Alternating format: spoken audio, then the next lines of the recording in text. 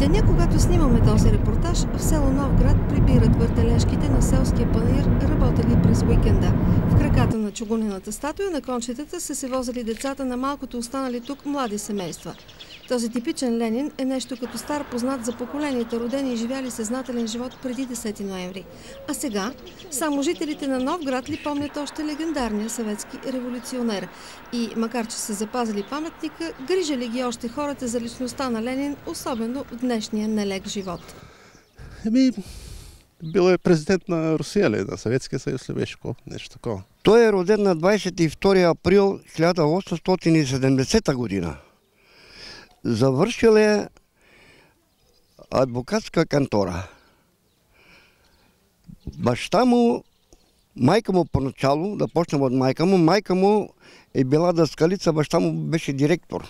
И той е направено от целото, от нас, от хората, средствата са вземани. Повода да построим този паметник бяха, ТКЗС-то ни носеше името Ленин, целодневната детска градина също беше Ленин. И такова предложение от името на партийния комитет беше направено и през 1974 година беше одобрено и проектът беше възложен на скулптора Борис Караджа, който изпълняваше Ленин в Русия.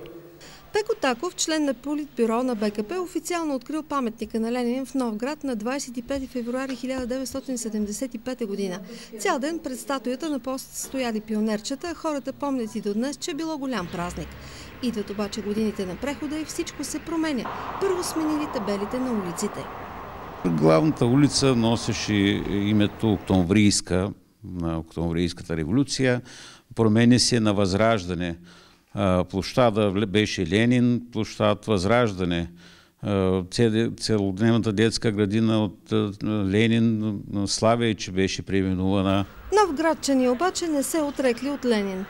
Това е паметник, това е история и особено па сега, както почти навсякъде се събориха тези паметници, той остана нещо като уникум и за нас ние се гордеем с това. Преди 20 години на Общо селско събрание в Новград 7 души се обявили за събарянето на паметника, но 200 гласували той да бъде запазен.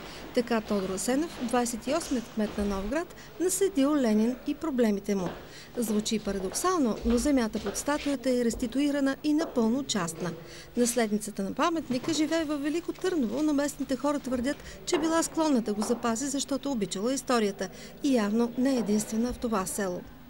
През 1984 година съм бил в Виена, там има паметник на съветската армия и едва ли австрийците са го разрушили след като не съществува вече съветска армия и Съветски съюз. Новград със сигурност е нещо повече от село, залитнало някога във всеобщия култ към личността на Ленин. Доказателство за това днес е изключително богатият на сбирки от различни епохи местен исторически музей. Освен това, Ленин далеч не е единственият важен паметник. През 1968 година новградчани издигнали обелиск в памет на Хаджи Димитър и Стефан Караджа, които минали Дунава и стъпили на българска земя точно край тяхното село. Преди 24 години селото вдигнало голям празник по повод своята 600 годишнина. Тези деца, родени през 21 век, днес играят в двора на детска градина Славейче и още не знаят кой е Ленин. Човек се пита, ако ние големите изтрием каквото и да било от тяхното наследство, няма ли да причиним онзи прословут ефект на пеперудата? Ако съборим само един паметник днес, какви ще са последиците от това след няколко века?